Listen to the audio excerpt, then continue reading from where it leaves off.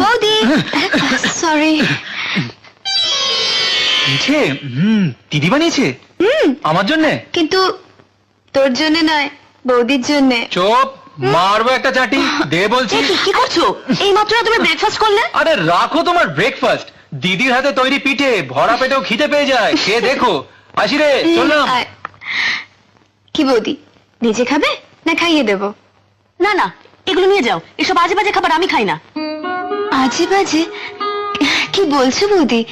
দিদি কত যত্ন করে বানিয়েছে, তুমি দেখলে না ছোটদা কিরকম ঝাঁপিয়ে পড়লো।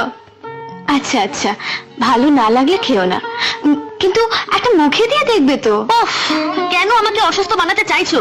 এসব গ্রাম্য খাবার আমার একেবারে পছন্দ নয়। গ্রাম্য খাবার? তা কোন খাবারটা গ্রাম্য নয় বৌদি? ধান, চাল, শাক, সবজি সবকিছু তো